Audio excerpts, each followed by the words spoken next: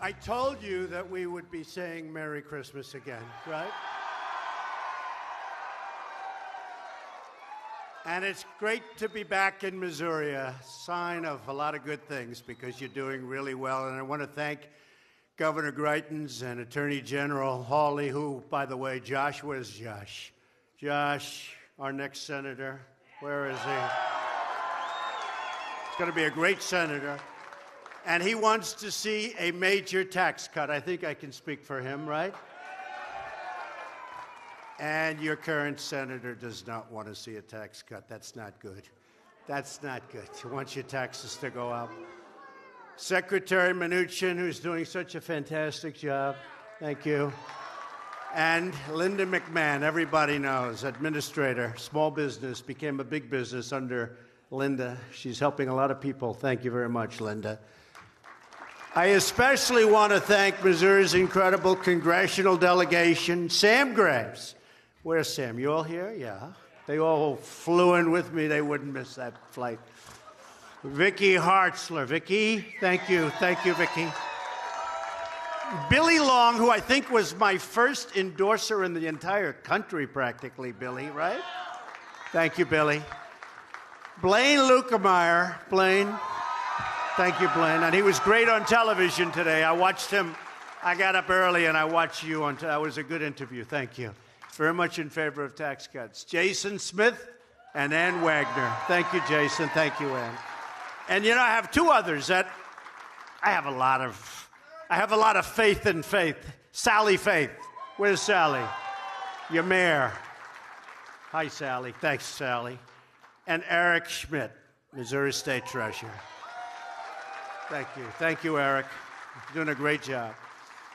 Just 3 months ago, we came to this state to launch our plan to bring back Main Street by cutting taxes for American families and small businesses. Today, I've come back to this incredible state to spend an afternoon with its amazing citizens. You are amazing. To help push our plan for historic tax cuts right across that finish line. We're going to do that. With your help, we can usher in a thrilling new era of opportunity and growth for this nation that we love so much. Tax cuts have already passed the House of Representatives. Big ones. Big ones. The eyes of the world now turn to the United States Senate. A successful vote in the Senate this week will bring us one giant step closer to delivering an incredible victory for the American people. Massive tax cuts and reform. I don't even mention the word reform because people don't know exactly what we're talking about. You know, for years they have not been able to get tax cuts, many, many years, since Reagan. And the problem was they talked about tax reform, not tax cuts. I said, don't call it reform, call it tax cuts and reform. So every once in a while we'll add the name reform. But it's tax cuts. We cannot sit, right? That's the governor agrees. We cannot sit idly by and watch ourselves losing in competition to other countries as they continue to take away our jobs because their tax codes are more competitive and less burdensome than ours. That's why we must cut our taxes, reduce economic burdens, and restore America's competitive edge. We're going to do that, too, and it's already happening. Look what's happening with our markets. People get it.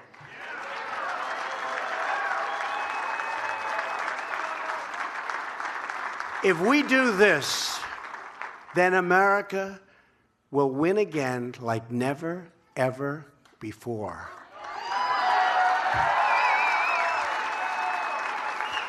A vote to cut taxes is a vote to put America first again. We want to do that. We want to put America first again. It's time to take care of our workers, to protect our communities, and to rebuild our great country. You know, we've spent almost $7 trillion in the Middle East over the last 16 years. $7 trillion. Now, I'm taking care of it. We're doing numbers like ISIS has never seen before. We're wiping them out. Terrorists, they're bad. And all of that. But we've spent almost $7 trillion. We could have rebuilt our country 4 times over. And we're going to start spending here. We're going to start spending here.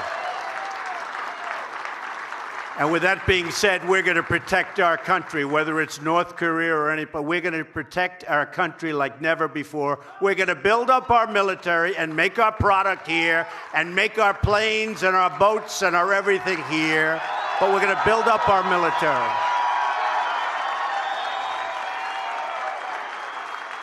But we've got to start focusing on our country. That's why I'm saying America first. Make America great again. You've never heard that expression.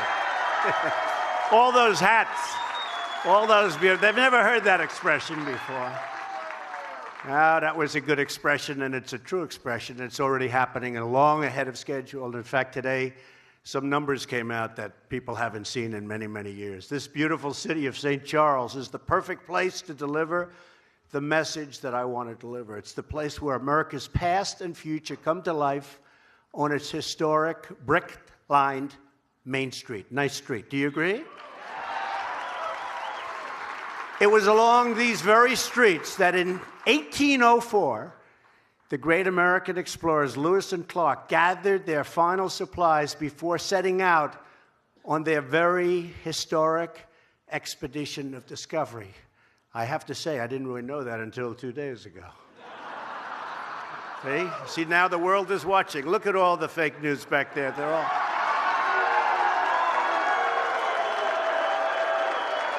They're all watching. Today, more than 2 centuries later, a new generation of American pioneers begins its own adventure, gathering inside the startups and the storefronts of main streets across the country, blazing new trails into totally uncharted territory of business and technology, and once again, leading our nation into a future of limitless potential. It's what we have in this country. We have the greatest people. It's the greatest country. I love this country so much. Our country was not treated properly for a long time. We're treating it properly. We're treating it with love and with this. We got to treat it with this. And today, just as it's always been, Main Street is the heart of our economy, the soul of our community, and the birthplace of American dreams. But over the years, crippling taxes, massive regulation, and totally disastrous trade deals. Oh, the trade deals. Oh, I get a headache thinking about who made these deals. One after another. WTO, NAFTA, the wonderful deal with South Korea. Remember they said it's going to produce 200,000 jobs? And it did for South Korea. Didn't produce, we lost 200,000 jobs. It turned some of our businesses' main streets into empty ghost towns. You see what's happened. Now we have a once-in-a-lifetime opportunity to restore American prosperity and reclaim America's great destiny. We've already made tremendous progress, far greater than I would have thought. I will tell you this in a non-braggadocious way.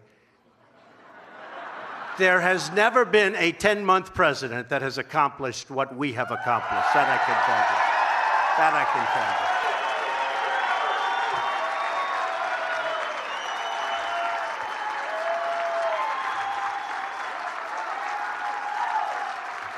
Today, again, the stock market has reached another record all-time high. The unemployment rate nationwide is the lowest it's been in 17 years. And 13 states this year have seen unemployment drop to the lowest levels in the history of their state. And I hate to tell you, but Missouri happens to be one of them. We've created nearly 2 million jobs. 2 million jobs. Think of that. We used to lose millions. Now we've created 2 million jobs since I won the election. And I want to say since you won the election. I didn't win the election. You won the election. And we will create countless more if we can sustain the 3% growth rate we have achieved for the past 2 quarters. But we're going to do much better than that. Remember, I used to say we can hit 4 and we can hit 3, and they were all saying, forget it, forget it. It was 1.2. It was doing terribly. We were flat. We were even. In all fairness, the stock market was going this way. And now we're hitting numbers that nobody thought possible, certainly not in this time.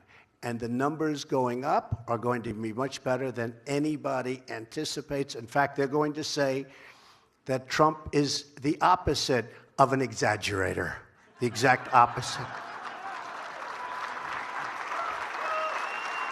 They're going to start saying, Governor, that he ought to be a little bit more optimistic because his predictions were low. Can you believe it? You know, a year and a half ago, they were saying, oh, he can't do that. Now they're saying, that was quick. But by the way, the Commerce Department announced this morning that our GDP, that's the big one, in the 3rd quarter grew even faster than they reported previously. They made a mistake. They were too low. They had it at 3%.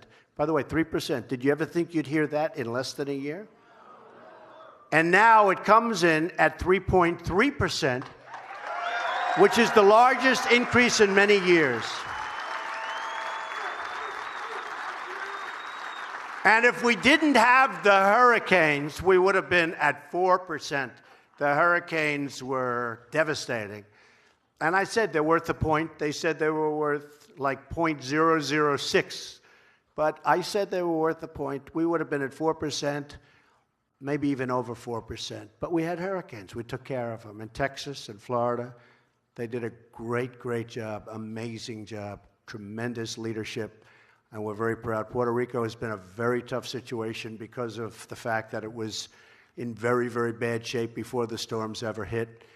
But they're doing well there, and it's healing, and it's getting better, and we're getting them power and all of the things that they have to have. But I want to tell you that a lot of brave people in every state. We have great, great people, and it's our #1 resource, believe me. Really great. But in order to achieve this bright and glowing future, the Senate must pass those tax cuts, bring Main Street roaring back, and that's what's going to happen. This is all done without the tax cuts. And I'm not sure that people even believe the tax cuts. I want to see what happens.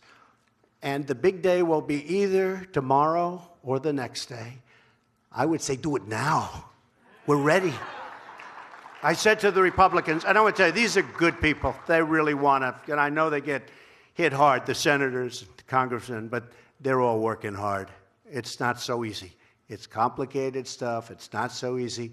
But we had an incredible session yesterday, and I think we're there. That's why I said, can we do the vote today? What do I know? I'm a business guy. Can we do the vote now? Well, they said, how about Friday? I said, I don't want to wait till Friday. Right, Billy? I said, Billy, can we do the vote? Get me to vote. Well, Billy's already passed it, so. And then what happens, if it passes, it goes into this beautiful committee, this beautiful, I call it a pot. And we mix it up, and we stir it up, and we bring all the best things out. And you're going to have something, I predict, that will be really, really special. So right now, really is. Really is. So right now, America's tax code is a total dysfunctional mess. The current system has cost our nation millions of American jobs, trillions and trillions of dollars, and billions of hours wasted on paperwork and compliance. It is riddled with loopholes that let some special interests, including myself, in all fairness, this is going to cost me a fortune, this thing. Believe me. This is not good for me. Me, it's not so. I have some very wealthy friends. Not so happy with me, but that's okay. You know, I keep hearing Schumer, this is for the wealthy. Well, if it is, my friends don't know about it. I have to explain why. Now, it is great for companies, because companies are going to bring back jobs, and we're lowering the rates very substantially. But right now, we're bringing the rates down from 35%, which is totally non-competitive, the highest industrialized nation in the world, by far, and we're bringing it all the way down to 20%. But that's good. That's good for everybody in the room, whether you have a company or whether you want a job, because we're going to bring back jobs. And what we've had is a massive giveaway to foreign countries, which encourage businesses to relocate offshore. And you've seen what's happened. Before this is really, I'm most proud, because as bad as our tax code is, we have Toyota, we have big car companies coming back in, building plants in Michigan and other places. We have a lot of businesses coming back in, and they see what's happening.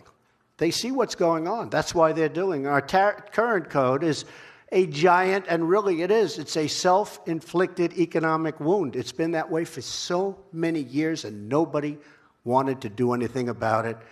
But all that will change, and it will change immediately if Congress sends a tax cut and reform bill, the biggest tax cut in the history of our country, bigger than Reagan.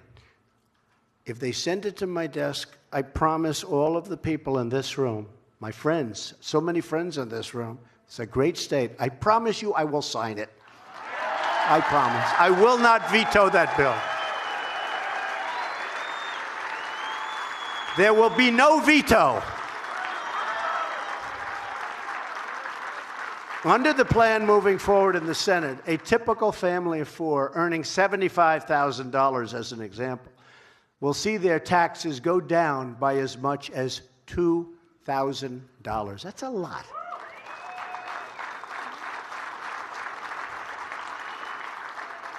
Now, we're doing that not just to help people. We're doing that because it helps our country. You're going to take that $2,000, and maybe you'll save some, and you're going to spend some. And we're going to make product back in our country again. You know, it's going to be made here. It's going to be made elsewhere, but it's going to be made here. We're opening up plants. We're opening up factories, and we're going to be great to small business. Wait till you see the final product. Wait till you see what finally comes out in what I call the mixer. The beating heart of our plan is a tax cut for working families. That's what it is. We're going to make sure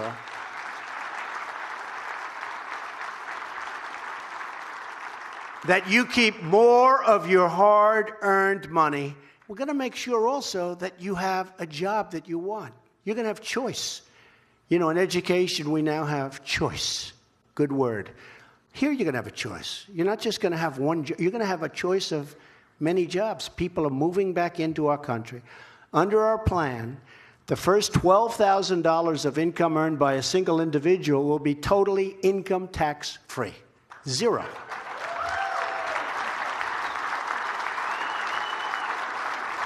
And a married couple won't pay one dime of income tax on their first $24,000 of income. Zero. Our plan will significantly increase the child tax credit and make it available to more middle-class families, because the single most important investment our nation can make is in our children. Do we agree? You agree? You better agree. Families will also benefit from a new credit for other dependents, like a child in college or an elderly loved one. We have our mothers, our fathers, you have your grandparents, you have people that are elderly that have done a fantastic job. They've grown old. You want to help them. Now we are going to help you help them.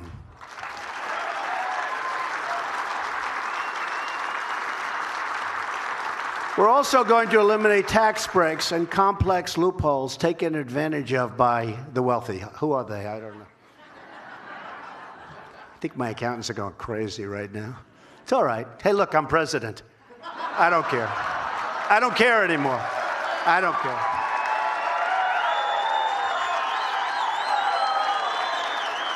Some of my wealthy friends care. Me, I don't care. This is a higher calling. Do we agree? As Hillary said, what difference does it make? It made a difference. It made a big difference. Made a big, big difference. We want a tax code that is simple and fair, and that's for all Americans. The plan that senators will be voting on this week, hopefully as soon as possible, closes the loopholes that corporations use to shift their profits to tax havens, and it eliminates deductions for CEO salaries over $1 million. You see what some of these people are making. A little ridiculous. I'm driving up their stock. They're making a fortune. Then they go to their board and they tell everybody what a great job they're doing. But what am I going to do? And many of them, honestly, I don't like. Some of these bankers, I don't like them, and they're making a fortune. And it's one of those things. Steve knows a couple of them that I'm talking about, doesn't he? They're saying what a great job they do. Right now, anybody could do their job because we're making it easy for them. Because we're giving them a great and strong economy. And because we've cut regulations more than any president in the history of this country by far, and that's for full terms. That's not for 10 months. And it allows builders to build, and it allows farmers to farm. You know what I've done for farmers? Where if you had a little puddle in the middle of your field, you go to jail if you touch it, right? You know what I'm talking about. Not anymore. Not anymore. Not anymore. And it allows bankers to lend. It allows bankers to lend again. So many people came up to me and they said, we had a 20-year relationship with a bank. We never had a default. We never had a bad loan. Now we go back to the bank and they say, we can't do business with you anymore because they don't qualify, even though they're better than the people that do qualify. It's incredible, but we're back to the strong days of our banks. And not the days of trouble. Pre that, we're back to the strong, where bankers can make loans and community bankers can make great loans to good people. You saw what happened recently where the certain agency or bureau that was causing so much trouble to lenders where they could not lend. They just couldn't lend. It was devastating. They were going out of business. Well, we're taking care of that. We've already taken care of a big part of it. And yesterday you saw we won the lawsuit. So that's going to be taken care of automatically. Got to get back to business. Our focus is on helping the folks who work in the mailrooms and the machine shops of America, the plumbers, the carpenters, the cops, the teachers, the truck drivers, the pipe fitters, the people that like me best. Actually, the rich people actually don't like me, which is sort of interesting, and that's fine. You know what? I like that trade. But really, the people that like me best are those people, the workers. They're the people I understand the best. Those are the people I grew up with. Those are the people I worked on construction sites with. All of the people who give their best each and every day to take care of their family and the country that they love. These are incredible people. They came out to vote for me. They came out to vote for us. People that worked hard, 2 jobs, 3 jobs, that hadn't voted in many years because they never had anybody they wanted to vote for. And they came out, I'll never forget, in Tennessee, a great congressman told me that early voting, said, I'll tell you what, we just went through 4 days of early voting. At that time, it was Mr. Trump. Now they say Mr. President. But it was Mr. Trump. He said, and if the other parts of the country are like what's happening in Tennessee, people are coming from all over Tennessee. They haven't voted in years, and now they've got Trump shirts, and they've got Trump hats, and they've got Trump pence, and they've got everything Trump and Trump pence. And he said, I've never seen anything like it, and I've been a politician for a lot of years. And if it's anything like Tennessee, you're going to have one hell of a victory. It turned out to be a lot like Tennessee. So, and it turned out to be a lot like Missouri. That I can tell you. Because we had a big one here. And I promised Josh that when he gets it going, and he's got it in very good shape from what I hear, he's a pop. Everybody said, Josh, it's got to be Josh. Everyone's telling me. I said, who's going to run against her? Josh. And I said, Josh, when you're ready, you have my word. I'm going to come here and campaign with you. We got to get you in, okay? Got to get you in. It's not enough for the middle class to keep getting by. We want them to start getting way ahead. We're going to have them start getting way ahead. Under our plan, middle-class families will not only see their tax bill go down, they will see their incomes go up by an average of around $4,000. And that's because we're going to cut taxes on American businesses so they will compete for workers, they'll raise salaries, the business is going to be happy, and the workers are going to be happy, and the country is going to be a happy place. Although, we're going to have very strong borders. Please remember that, okay? Please remember. We're going to have the wall. Don't worry about it. We're going to have the wall. We don't forget that wall. A lot of people say, now that he got elected, is he going to build the wall? The answer is absolutely. More so. I think more so. It's not easy dealing with the Democrats. They want to have people pour into our country, illegals. They don't care where the hell they come from. They want to have them pour into our country. They want to raise your taxes. They don't want to take care of your military. And all they're good at, frankly, is obstructing. They want to obstruct. But you know what? They may obstruct, but we have gotten through all of the obstruction so far. We'll keep it going, believe me. Today, America has one of the least competitive tax rates on planet Earth. 60%, think of that. 60% higher than the average in the developed world. So our taxes are 60% higher. On my recent trip to Asia, every single one of the countries I visited, even those with communist governments, have slashed its corporate tax rates and slashed them dramatically. And it's very tough competition anyway. But when their taxes are a lot lower, it really makes it very tough. And that trip was a tremendous success. You know, we bought back $250 billion in contracts, and that's going to be over $1 trillion very soon. That's a good week and a half's work. Boeing came back with contracts. So many of our companies came back, and I'm very proud of them, and we're doing great. But at the same time, we're going to fix trade, because trade's unfair. We're getting killed on trade, so we're going to fix our trade, unless anybody would like to continue with this horrible situation that we have. Our plan gets America from the back of the pack, and it'll bring us right to number one, where we were for years, but where we haven't been for decades. We're going to be right back at number one.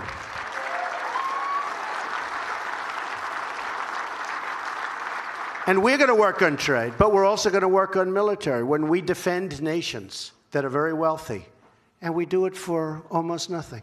I say, why are we defending them? We love them. I won't mention names, but there are a lot of them. We love them. They're wealthy. One of them has a cash flow that they say is unsustainable. It's so large. Think of that. How would you like to have an unsustainable cash flow? They don't know what to do with their money. And we defend them. It's going to change, folks. We're going to defend them. But they're going to treat us fairly. And they're going to pay for their defense. Does that make sense?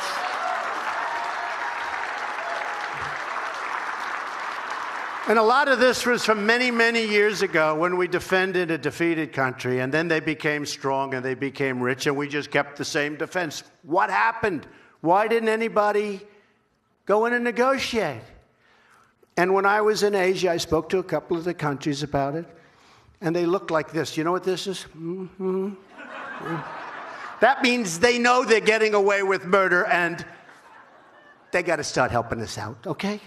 So if you don't mind, I'll start bringing that up with some of our good friends. We're going to cut our tax rate to the very competitive number of 20%, as I said, and we're going to create jobs, and factories will be pouring into this country, and they already are starting. A lot of people think it's going to happen. I don't want to say anything. I'm not going to talk about it. I thought we had health care, and we will have health care. It's going to happen. As soon as we get the taxes, we work on the health care, we're going to happen. Because we thought we had the votes, and then something happened a little strange.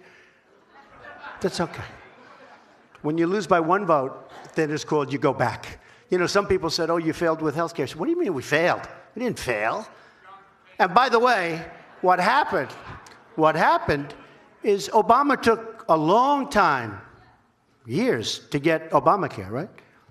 Again, 10 months. We've had 2 runs at it. We're coming closer, closer. I think now we have a plan that's going to be great. But we're not talking about it until after taxes. And then we take care of health care. Then we will have done tax cuts, the biggest in history, health care, phenomenal health care. I know you don't want this. Welfare reform. Does anybody want welfare reform? And infrastructure. But welfare reform, I see it, and I've talked to people. I know people, they work 3 jobs, and they live next to somebody who doesn't work at all. And the person who's not working at all and has no intention of working at all is making more money and doing better than the person that's working his and her ass off. And it's not going to happen. Not going to happen.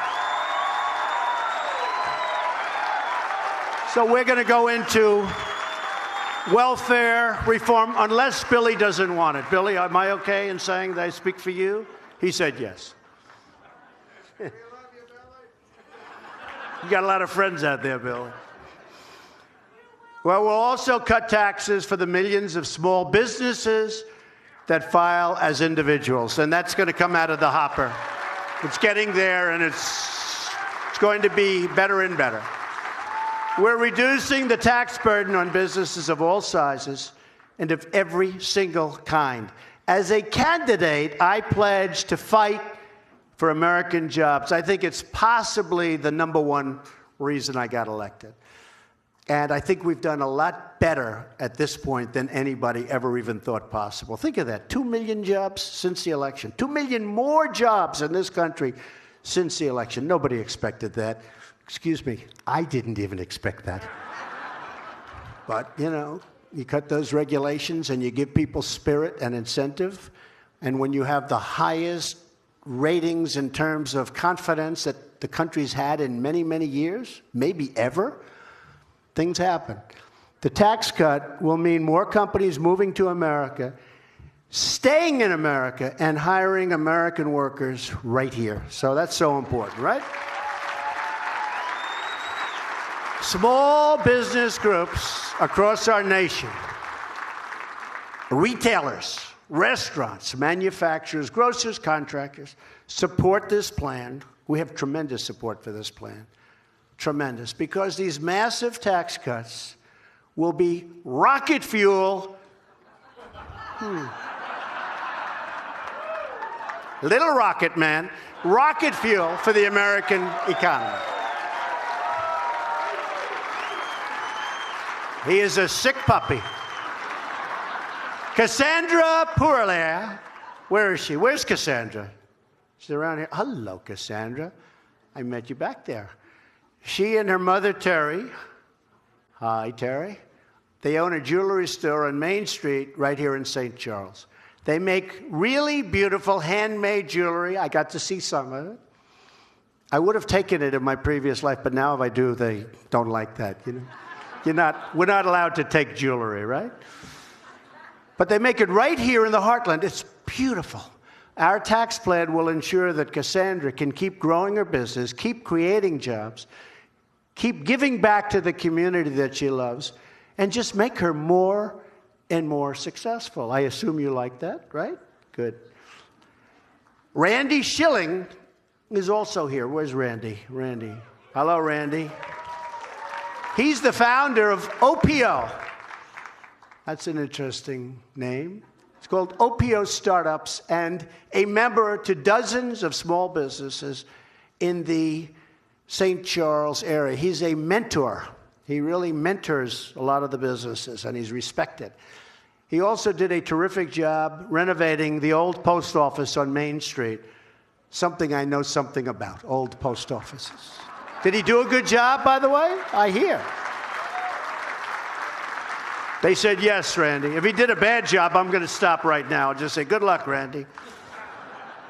They said you did a good job. I know you did. Randy knows firsthand how the high tax burden is holding America's small businesses back. And our tax cut plan will unleash them to thrive like never before. He understands our plan, which will provide relief from the horrible, crushing, unfair estate tax, also known to many as the death tax. We want to make it easier for loving families to pass on their life's work to their children. Be nice. Be very nice, right?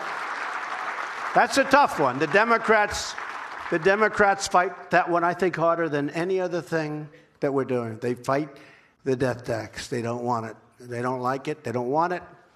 It's one of those things. But that is one of the hardest things. I have to be honest. I see people right here. They're obviously very rich, and they love their children, right, in this group?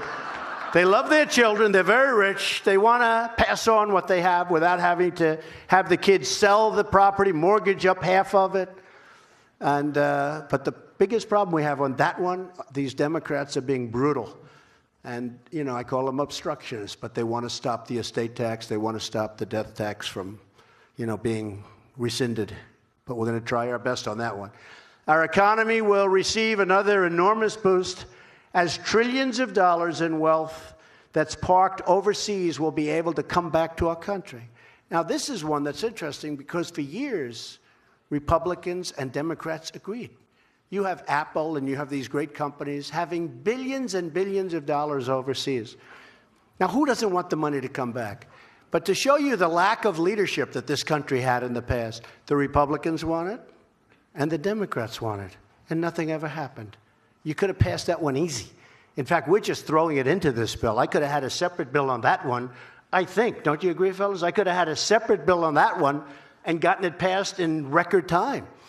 But I figured I'd put it here, because it is actually popular.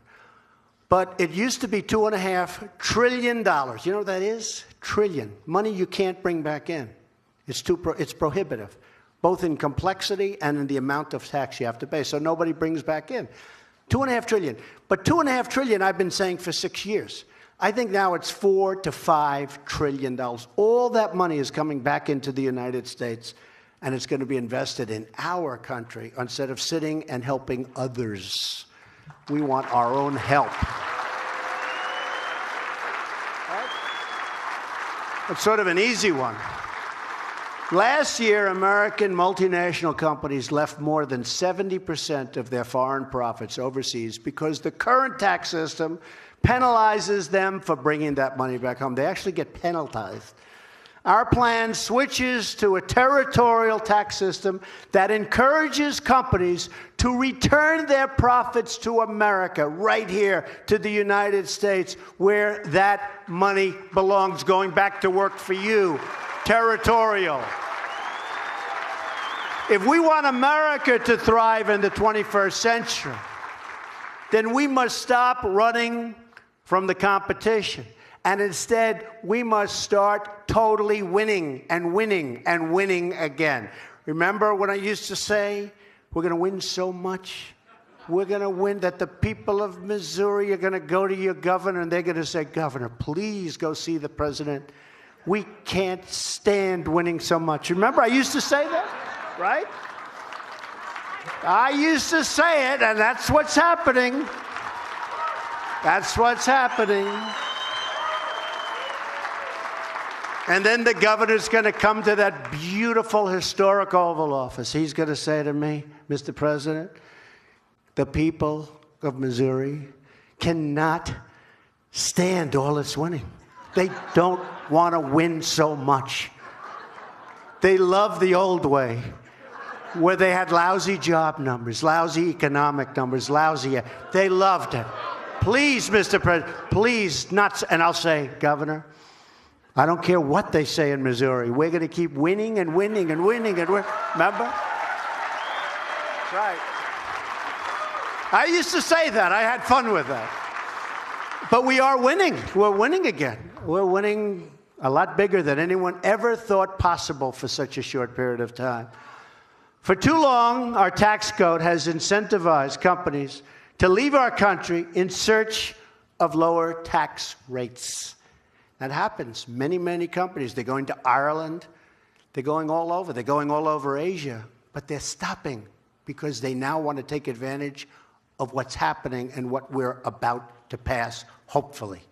My administration rejects the offshoring model. In other words, let's build a factory in another country. Isn't that wonderful? That really helps us a lot. Fire everybody, and let's build the product, and let's send it in without tax back into the United States. That model doesn't work for me. It never worked, and it shouldn't have worked for any of our other past presidents, believe me. Our new model is the American model. Call it the Trump model, where we build it here. As much as possible, we build it here. Simply put, our tax plan is anti-offshoring and 100% worker, 100% pro-America. Under the American model, we're reducing burdens on our businesses as long as they do business in our country. Okay? They do business here. Now, we love Mexico. It's a wonderful place. But I don't like when our car companies move to Mexico, fire everybody, build the same car in Mexico, send it through our borders with no taxes, no nothing, and we buy the car. Same price. We buy the car. In the meantime, what do we get out of it? We get no tax, and we get unemployment all over. That's stopping. So now the plants are starting to move back. And now there's a price to pay when they do that little number on us. That's how we all succeed and we grow together as one team, one people, as one American family.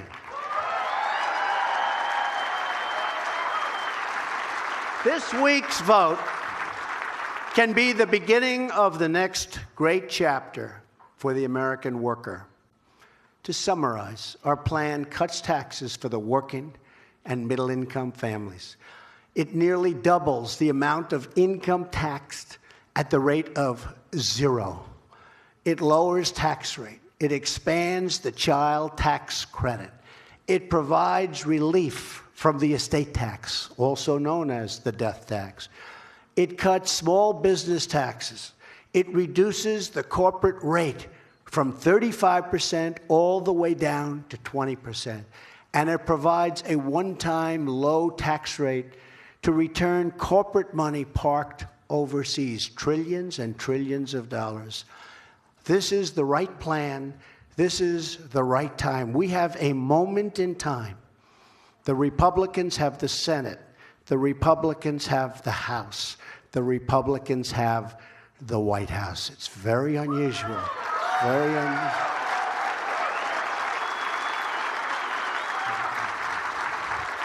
This is our chance to free our economy from our workers, from the terrible tax burdens. We have workers that are so burdened with taxes. We're freeing our workers from those terrible burdens. Republicans in Congress campaigned on cutting taxes. We also campaigned on repeal and replace. It's going to happen. It's going to happen. Take your time. It's going to happen. It's going to happen. Many Democrats have promised tax cuts that don't mean anything because they really want major tax increases. Senator Claire McCaskill, have you ever heard of her? Is doing you a tremendous disservice. She wants your taxes to go up. She's weak on crime. She's weak on borders. She's weak on illegal immigration. And she's weak on the military. Other than that, I think she's doing a fantastic job. But now comes the moment of truth. In the coming days, the American people will learn which politicians are part of the swamp and which politicians want to drain the swamp. If you make your voices heard and call up your congressmen, and they've been terrific, and call up your senators, and they have been totally terrific. Most of them have been incredible. They really are. They're really friends of mine. They've been incredible. But it doesn't take much. That's why we need more. We need to have a larger number. But most of them have been incredible. But call your senators, call your congressmen. because we have no choice. We have to act. We have to act as a country. This isn't good for the Republican Party. This is good for the country. And that's ultimately what it's all about. So this week, hopefully, the Senate can join the House and take that strong stand for middle-class families and for business and for jobs and for competition and for bringing money back. Together, we will give the American people a big, beautiful Christmas present.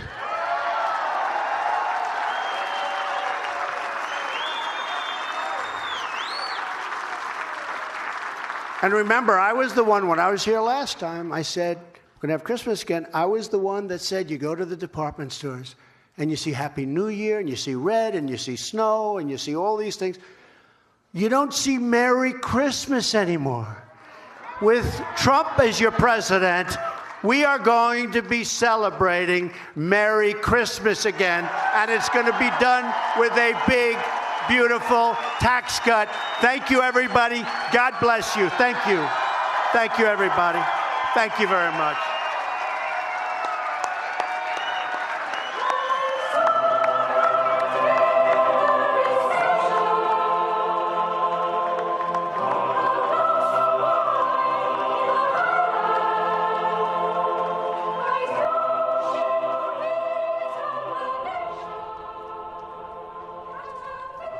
And there you have President Trump wrapping up remarks in St. Charles, Missouri, selling his tax plan. This is the tax plan Republicans have been fighting for, have been pushing, and they are in the home stretch right now. Hi, everyone. I'm Amna Nawaz, live in New York. Well, the president there, at least according to the White House, is singularly focused on this one issue. The Republicans are as close as they've ever been to pushing through their plans for tax reform. This plan would completely overhaul the system. It actually would impact every single American. So we're going to break down right now what we know about where the bill is right now, about how likely it is to pass, and how it could change in the next few days as well. In the room first, I want to go to Alex Mallon, ABC's Alex Mallon, who was there with the president in St. Charles, Missouri. Alex, I got to ask you, first of all, just off the bat, the music choice at the end of his speech about this much, much needed tax reform plan is you can't always get what you want. Really?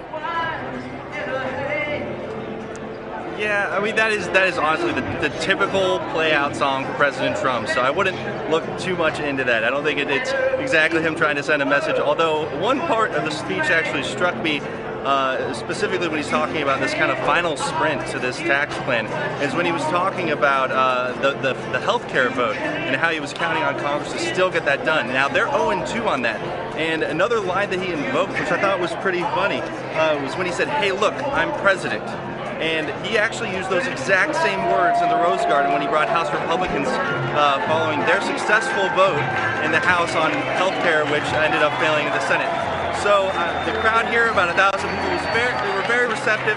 They are obviously hoping that this succeeds. It's mostly Republican invitees, but a very receptive crowd. I think they're hoping, and the president himself said he's hoping that he can get it in front of him before the end of the week. Yeah, and Alex, there we've heard the optimism from the president. We also heard him say that, look, I have gotten more done than any other president in these first 10 months, despite those characterizations of the first 10 months of his presidency. This would actually be his first legislative win, a really big win if they're able to push it through. And he said himself that this is the reason I think that most of you probably made me president. And for a lot of people, I think that when they saw President Trump during the campaign, they saw a deal man. So they expected somebody that would be able to seal a deal for them and basically turn his business into the American economy. So I think definitely that a lot of the people here are more optimistic than they maybe were following health care. But I think he's trying to set the tone here that Republicans will be getting the job done. He doesn't want them to wait, though. He doesn't want to wait until Friday. He says, I want it in front of me now, and he assured them, I will not veto it, no matter what you send me. So light on details in this speech, but I think that the end goal was pretty clear. All right, this is a rallying cry there in Missouri. Let's go over to Washington, D.C. now. In the Bureau, my colleague Johnny Verhoevic was keeping an eye on what the president had to say and has been following some of the legislative movements on Capitol Hill, too. Johnny, let's talk about where this bill is right now. Obviously, the president says he wants it done. He wants it pushed through. He wants to give everyone a big Christmas present. Do Republicans have the votes for the bill as it currently exists? Well, they're definitely in a better spot than they were perhaps last week, perhaps in the last couple of days. You've seen a few more skeptical Republican senators in the beginning, like Susan Collins, like Ron Johnson, like Bob Corker. You've seen them sort of start to come around and start to say that some of their concerns are being addressed. There's still some details that need to be ironed out, but I would definitely say, and I think Alex talked about the more optimistic tone that the president is taking. I think he thinks in his mind right now, with his push and with the fact that Republicans desperately need a keystone legislative, achievement, that Republicans are definitely in better shape than they were earlier this week. It's not a sure thing, but I think they know that their 2018 chances and sort of their chances of being able to move forward really rely on getting this tax bill passed. And getting it passed is going to mean getting everyone on board. Let's bring in Ali Rogan now, who joins us, I believe, from Capitol Hill, has been tracking some of these, it seems like hour by hour movement on the bill. Ali, give me a sense of what the sticking points are, who's fighting it, who is not yet a sure yes vote, and why not? Amna, there are a dizzying array of moving parts here. The Senate is still planning on holding its first vote to advance this tax bill sometime today, but we still don't have a time for when it's supposed to happen because they insist that they have the votes. They need a 51-vote simple majority to pass to begin debate on the underlying tax bill, but there are still a lot of concerns. My sense is that this bill is going to get advanced today, but the problems are then after it gets advanced. The policy concerns remain in various groups. Some folks have concerns about how the bill treats small businesses. Other folks have concerns about how much the child tax credit is. And they're sort of punting those policy concerns past this initial vote today to address them later on, and that is where it really could get messy, Amna. And we know that there have been some protests on Capitol Hill and in Washington, D.C. as those discussions are being had and going through there. But Ali, give me a sense now, can we get a little bit more specific? I know there are a lot of changes underway. What are the sticking points? What are some of those problematic points that Republicans who are not yet firm yeses are holding out for? What are the changes they want to see? Yeah, well, Amna, there are a couple buckets here. The first bucket is represented by the deficit hawks. You have Senators Bob Corker, Jeff Flake, James Lankford, who have concerns about the price tag of this bill. One of the measures that Senator Corker is talking about that is assuaging some of his concerns is what he is calling a trigger, that if this bill, if it passes, if the tax reform that's put in place does not lead to the sort of economic growth that Republicans think it will, this trigger that Bob Corker is talking about will trigger some additional revenue raising and deficit reducing measures. That is something that the Senate, though, is still negotiating. He says that beyond a sort of a gentleman's agreement and some broad outlines, a lot of that so-called trigger hasn't been worked out yet. So the devil is certainly in the details there. There is a separate group, Amna, including Senator Susan Collins. She's concerned about the health care measures in the bill. As you may recall, she was one of 3 senators to vote against the Senate health care bill back in July. She's worried that repealing the individual mandate, which is in the Senate bill, she's worried that that is going to muddy the waters, she says, along with the tax provisions in the bill, Amna. All right, let's bring in Catherine Falders now over on the White House North Lawn. And Catherine, we've heard some not just concerns from Republican leadership, Republican senators, also some concerning numbers and analysis from the Congressional Budget Office on the version of the bill that they looked at. We should clarify because this bill is sort of taking on a new form every day now. But here's the things that stuck out to a lot of people. The bill, as it was going through, that the CBO looked at, disproportionately affects low-income families. It doesn't benefit middle-class middle-class families as much as it benefits the top earners and corporations in America, and that it significantly adds to the deficit. So what is the White House saying about that?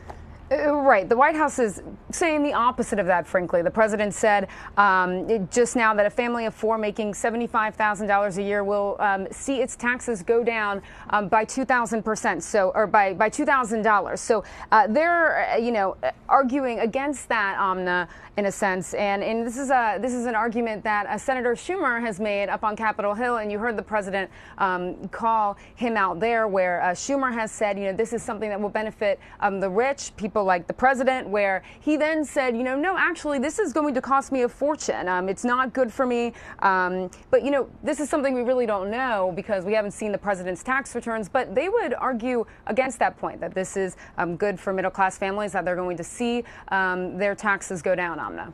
Yeah, Alex Mallon, who's there in the room in St. Charles, Missouri, help me understand this a little bit more, because this isn't the first time the president has been out selling the tax reform plan. He repeatedly makes this claim, though, doesn't he, that he himself would not benefit from the plan. That's something we're just unable to verify.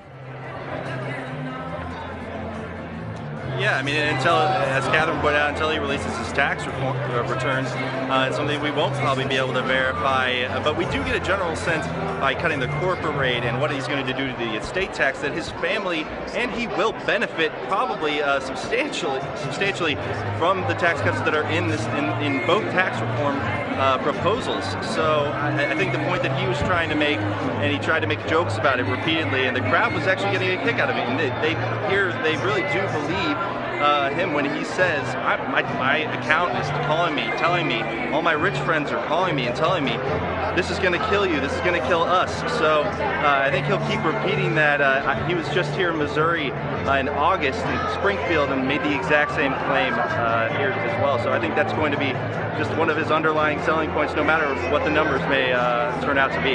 So Johnny Verhoevic down in our D.C. bureau, help me understand this. Shed some light on this for me if you can, because you're living in these details every day. How are Republicans answering some of this criticism? How is it being handled? Because we heard the president say it just there that, the middle class families and the cuts that they receive, they're the beating heart of this tax bill. A $2,000 a year tax benefit is certainly nothing to sneeze at. It's about like $160 a month. That will certainly help some families. But it is undoubtedly true that the majority of the benefit in this proposal goes to wealthy Americans. How are Republicans handling that fact? Well, I think you saw Paul Ryan earlier today sort of come out and talk more about those specific parts of these proposals that are targeted towards the middle class. And I think you're going to see, and you've seen Republicans not harp on the fact that this is a tax cut that will help sort of the upper class and the more wealthier parts of society. And I do think it's really interesting that you see a president who clearly knows how Democrats are counter-messaging against this plan. He called out Chuck Schumer, like Catherine said, he called him out by name, and he really talked in terms.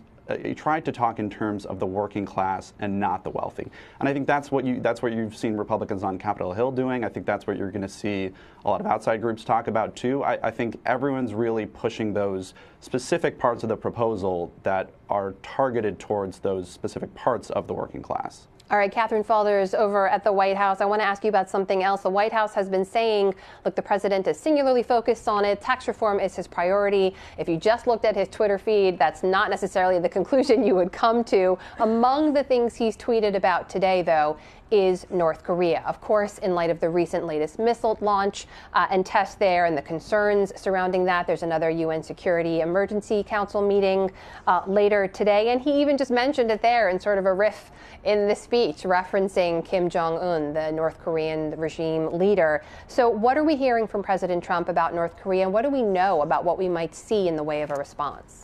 He obviously tweeted earlier that he's spoken to President Xi Jinping of China, a topic that he focused on his Asia trip. They spoke about North Korea. He tweeted that he was going to be imposing more sanctions on them later. But I have to say, yeah, you mentioned he was very focused on tax reform. I was just speaking to a source before I walked in here that said, those are the two issues that the president is focused on right now. Tax reform, North Korea, very concerned about what's happening in North Korea. The response there there, but you're right, he couldn't help himself. He went a little bit off script there, and it felt, from watching it, Alex would know because he's in the room, but a little bit more like a campaign rally. You know, he said tax cuts are going to be the rocket fuel of the economy, and then brought up something that he can't really help himself. It said Rocket Man, his nickname for Kim Jong-un. He said Rocket Man is a sick puppy. So obviously cued him there with that, and fresh in his mind. It's something that he's been talking to advisors about here in the White House, and something that we're probably still going to see on his Twitter feed and White House advisors talking about as well. Catherine, before I let you go, I got to get you on the other couple of tweets from the president this morning that have caused a lot of consternation and a lot of different conversations. These were 2 retweets of the leader of a far-right extremist group based in Britain. This is a woman who's been convicted of a hate crime in Britain. And those tweets were actually condemned by the British government themselves. They basically said that what the president did is wrong by retweeting them. These were videos that were virulently anti-Muslim, and one of them actually purported to be shot in Holland. Dutch authorities have come out and said did not involve what the president retweeted. It involved. So how is the White House handling that? And do we have any insight into what prompted those retweets in the first place? You know, in terms of what prompted them, you know, I don't really know about that, how he saw them. They're not saying much on that. But you're right, pretty astonishing. And in the response, and I just want to read it, you know, from the White House, you know, they're defending these tweets, saying that the videos are making the case for national security, regardless of whether they're real or not. Sarah Sanders came out here just behind me and held an impromptu gaggle today and said, whether it's a real video, the threat is real, and that is what the president is talking about. That's what the president is focused on. So pretty remarkable that he would, the president would get on Twitter and tweet a video that isn't, you know, entirely real, and that you mentioned authorities coming out and denouncing these videos, and to hear from Downing Street on this, it's a strong rebuke. But the line from the White House is, you know, he's actually promoting national security, whether these tweets are real or not, whether the video is real or not. That's the line, Amna. That is the line, and we'll continue to report on that as we can. Catherine Falders at the White House for Sally Rogan on Capitol Hill, Johnny Verhoeven in the D.C. Bureau, and who am I forgetting? Alex Mallon, of course, out in the field in St. Charles, Missouri. Thanks so much to all of you guys. Thanks. Head over to abcnews.com anytime. Get up to speed on all the latest stories and all of these as well. Download the ABC News app, guys. Get all those headlines, those breaking news stories right to your phone. For now, I'm Amna Nawaz, and I'll see you back here soon.